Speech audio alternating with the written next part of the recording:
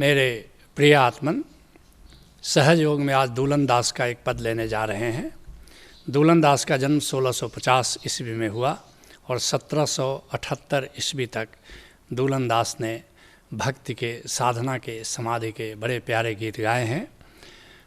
दूलन दास जगजीवन साहब के शिष्य हैं और संतों की ये परंपरा बड़ी अद्भुत है। बावरी साहिबा से शुरू होती है, उनके शिष्य वीरू साहब होते हैं, उनके शिष्य यारी साहब के शिष्य बुल्ला साहब, उनके शिष्य जगजीवन साहब और उनके शिष्य हैं दूलन दास। बड़ी अद्भुत परंपरा है। कहते हैं दूलन दास, राम नाम दुई अक्षरे रटय निरंतर कोई। राम नाम, ये दो अक्षर संतों ने कहा ज़रूर है, लेकिन ये राम नाम लिखने में नहीं आता। यह राम नाम अस्तित्व का संगीत है। ओंकार से मतलब होता है संतों का जब वे राम नाम की बात करते हैं। केवल राम नाम, राम राम कहने से तो कुछ होने वाला नहीं, राम राम रटने से तो कुछ होने वाला नहीं। संत जब कहते हैं राम नाम रटना, तो उनका अर्थ यही है कि राम नाम के ओंकार के सुमिरन में जीना, जिसके लिए संत कीनाराम कहते हैं, कर परतीत नाम दुई अक्षर। इन नाम का अनुभव करना होता है। कर परतीत नाम दुई अक्षर और तेही के भरोसवा तीरथ नाही गईली। कहते हैं, हे गोविंद, मैंने तुम्हारे संगीत का अनुभव किया, मैंने तुम्हारे ओंकार के प्रकाश का अनुभव किया और इतना भरोसा आया कि मैं कोई तीर्थ नहीं गया, कोई व्रत करने नहीं गया, कोई अनुष्ठान करने नहीं गया।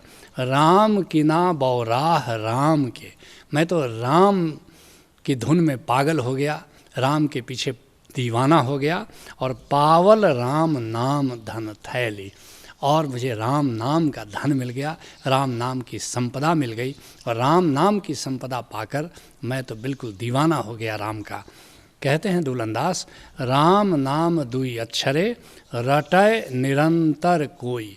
निरंतर उसके सुमिरन में जीना है। ऐसा नहीं कि घंटे भर बैठ करके राम नाम का सुमिरन कर लिया और 23 घंटे उससे बेखबर होकर के ज़िंदगी को जी रहे हैं। सतत उसका स्मरण करना है, खाते पीते उठते बैठते जो भी कर रहे हो राम नाम के सुमिरन के साथ कर रहे हो। बस ऐसी जीवन शैली अगर बन जाए, उसकी ओर इशारा कर रहे हैं, जिसके लिए मीरा कहती है, मेरा मन राम ही राम रटे रे। बस रोम रोम कोश कोश कण कण मेरा, मेरे बींग का राम नाम के सुमिरन में जी रहा है। राम नाम जप लीजिए प्राणी, कोटिक पाप कटे रे। जन्मों जन्मों से करोड़ों करोड़ों जो कर्म बंध तुमने निर्मित किए हैं, अगर राम नाम के सिमरन में जीना शुरू करते हो तो सारे कर्म बंध तुम्हारे नष्ट हो जाते हैं। कहते हैं दूलन दास, दूलन दीपक बरी उठे। किस दीपक की ओर इशारा कर रहे हैं? तुम्हारे भीतर ही एक दीपक है मगर बुझा हुआ है, लेकिन राम नाम के सुमिरन में अगर जीना शुरू करो तो भीतर का वो बुझा हुआ दीप भी जल उठता है और भीतर एक ऐसा आलोक छा जाता है जिसके सामने बाहर के सारे आलोक फीके हैं। दूलन दीपक बर उठे, जिसके लिए कबीर साहब कहते हैं, हम बासी उस देश के जहाँ पार ब्रह्म का खेल। हम इस देश के बासी नहीं हैं, ये तो सराय है।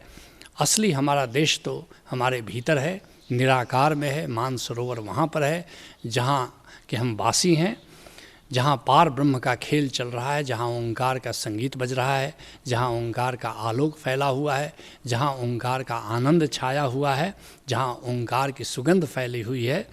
कहते हैं कबीर साहब, दीपक जरय अगम का बिन बाती बिन तेल।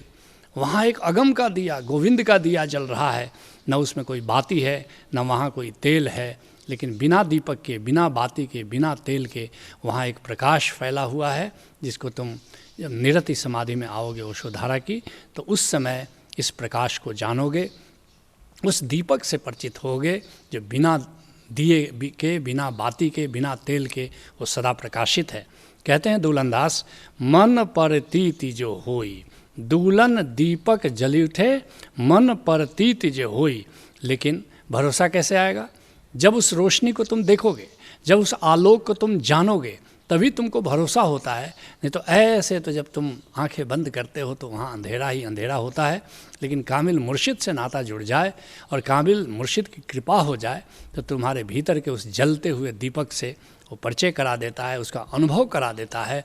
और जब एक बार उस आलोक को देखना शुरू करते हो तब तुम्हें भी भरोसा आता है कि सचमुच भीतर जिसे हम अंधेरा समझते थे वहाँ तो परम उजाला फैला हुआ है। जिसके लिए गुरु अर्जुन देव जी कहते हैं, हूँ बलि जाई लख लख बरिया जिन भरम पर्दा खोला राम। मैं लाख लाख बार अपने सदगुरु पर बलिहारी जाता हूँ जिन्होंने मेरा भ्रम का पर्दा खोल दिया और मिटाए अंधारे और तजे विकारे। जैसे ही भ्रम का घूंघट हटा, भ्रम का पर्दा हटा, भीतर का अंधेरा छट गया और तजे विकारे, ये सारा जो अहंकार है मेरा वो खो गया और ठाकुर शिव मन माना। और भीतर ऐसे स्वामी के, ऐसे ठाकुर के, ऐसे गोविंद के दर्शन हुए कि अब मेरा मन भी राजी हो गया। नहीं तो पहले मंदिर जाता था, पूजा स्थानों में जाता था, देवालयों में जाता था, लेकिन मेरा मन नहीं राजी होता था। यहाँ तो गोविंद है नहीं, गोविंद की प्रतीति है नहीं। कहते हैं दूलनदास, दूलन यही जग आई के काको रहा दिमाग। लेकिन अद्भुत बात है, हम अहंकार का आभूषण जमा करने में लगे रहते हैं, धन पैदा करते हैं, पद पैदा करते हैं, प्रतिष्ठा पैदा करते हैं, शोहरत पैदा करते हैं और सोचते हैं कि लोग हमें मूल्य दें, लोग हमारा महत्व समझें। लेकिन ऐसे ही ऐसे जब तुम अहंकार को अपने फुलाते हो, अहंकार को बढ़ाते हो, तो किसी का भी अहंकार रहा नहीं। आज तक किसी का भी, रावण का अहंकार नहीं रहा, दुर्योधन का अहंकार नहीं रहा, सिकंदर का अहंकार नहीं रहा, हिटलर का अहंकार नहीं रहा, तो किसका अहंकार यहाँ भला रहेगा। लेकिन इस बात को समझना बड़ा मुश्किल है। दूलन यही जग आई के काको रहा दिमाग। कहते हैं बताओ तो इतिहास में कोई ऐसा उदाहरण है कि किसी का अहंकार रहा, किसी का अहंकार सदा के लिए फला फूला। जिसके लिए दरिया साहब कहते हैं, नाहक गर्व करे नर लोई उपजी बिनसी फिर जावे। नाहक लोग अहंकार करते हैं और ऐसे ही अहंकार करते करते एक दिन आदमी मर जाता है, फिर अगले गर्भ की तलाश शुरू हो जाती है, फिर अगले जन्म में प्रवेश करता है और ऐसे ही जन्म और मरण का चक्कर चलता रहता है। कहे दरिया तब समझ पड़ेगा जब जम मुसुक चढ़ावे। ऐसे बात समझ में नहीं आती। जब मुसुक चढ़ा करके, बाहें मरोड़ करके जब यम ले जाता है तुम्हें यहाँ से घसीटता हुआ, उस समय बात समझ में आती है कि ये धन, ये पद, ये प्रतिष्ठा, ये शोहरत, ये दौलत, ये कुछ भी काम नहीं आ रहा है। लेकिन तब तक बहुत देर हो जाती है, तब तक बहुत विलंब हो जाता है। जीते जिस बात को समझ लो कि अहंकार नहीं, ओंकार से जुड़ना है, अपने गर्व में नहीं जीना है, बल्कि राम के सुमिरन में जीना है। कहते हैं दूलनदास, चंद रोज को जीवना आखिर होना खाक। बस इतना सा बोध अगर उतर जाए कि थोड़े दिन की ज़िंदगी है, क्या फ़र्क पड़ता है कि 7 साल जीते हो कि 70 साल जीते हो, देखते देखते आयु समाप्त हो जाती है। इस बात को बोध में उतार लो कि ज़िंदगी थोड़े दिन की है, जो कुछ भी करना है सार्थक करो, स्वदेश्य करो। और एक ही काम सार्थक है कि राम के भजन में जियो, राम से जुड़ करके जियो, आत्मानंद में जियो, विषयानंद की ओर मत भागो। चंद रोज का जीवना, थोड़े दिन की ज़िंदगी है, इसको एक नए अंदाज में सुनो। कटती जाती है उम्र किंतु ज़िंदगी न कुछ सीख पाती है, फिर वही जन्म, फिर वही मरण, फिर वही कथा लिख जाती है पता तुम्हें होगा खड़हर, फिर भी रचते जाते हो घर। अथ प्रज्ञा शरणम गच्छामि भज ओशो शरणम गच्छामि। कहते हैं दूलनदास, चंद रोज को जीवना आखिर होना खाक। बस ये मृत्यु बोध होना चाहिए, मृत्यु से डरना नहीं है। ये बोध हो जाए तो फिर मृत्यु से डरते नहीं, बल्कि मृत्यु से तुम मुक्त हो जाते हो। बस इतना सा पता हो कि हमको ज़िंदगी को सार्थक ढंग से जीना है, निरर्थक ढंग से ज़िंदगी को नहीं गंवा देनी है। जिसके लिए कबीर साहब कहते हैं, मन लागो मेरो यार फ़कीरी में, आखिर यह तन खाक मिलेगा, कहाँ फिरत मगरूरी में।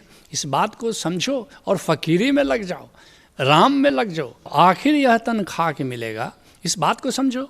माटी का शरीर माटी में मिल जाने वाला है, एक मुट्ठी राख बच जाने वाली है, कहाँ फिरत मगरूरी में। क्यों तुम अहंकार में, घमंड से चूर होकर के अपनी ज़िंदगी को जी रहे हो और मौत से बेखबर होकर के जी रहे हो। कहते हैं दुलंदास, कोऊ सुने राग रागनी, कोऊ सुने कथा पुराण। और कुछ लोगों की उत्सुकता अगर धर्म में होती भी है तो बस ऐसे ही भजन गाते हैं, कीर्तन सुनते हैं, कीर्तन करते हैं, कोई कथा सुनता है, कोई पुराण सुनता है, कोई रामायण सुनता है, कोई गीता सुनता है, कोई रामायण की कथा सुनाता है, अपने भी रोता है, लोगों को भी रुलाता है। मनोरंजन तो हो सकता है लेकिन इसे मनोभंजन नहीं हो सकता। मनोभंजन तो राम के सुमिरन से होता है, जिसके लिए संत दादू कहते हैं, सांचा राम न जाने रे, सब झूठ बखाने रे, झूठे देवा झूठी सेवा, झूठा करे पसारा, और झूठी पूजा झूठी पाती, झूठा पूजन हारा, झूठा पाक करे रे प्राणी, झूठा भोग लगावे।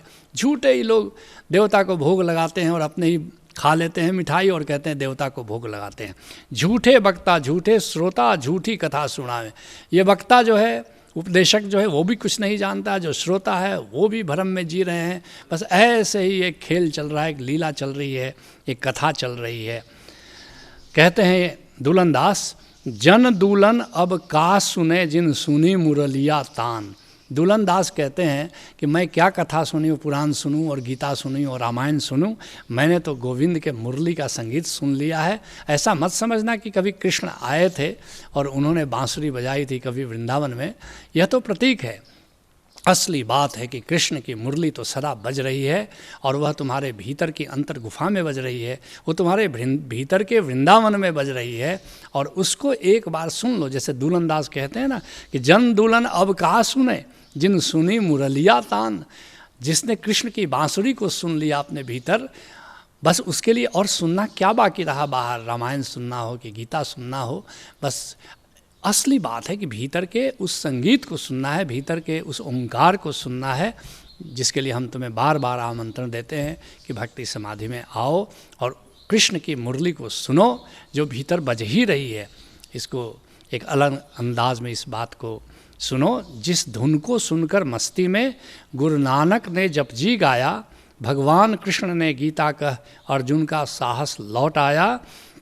वह राग अहर्निश सुनो जरा, बाकी सब है कूड़ा कचरा, अथ योगम शरणम गच्छामि, भज ओशो शरणम गच्छामि। तुम भी किसी कामिल मुर्शिद से नाता जोड़ो, भीतर बज रही उस मुरली की तान को सुनो, यही सहज योग है। हरि ओम तत्सत।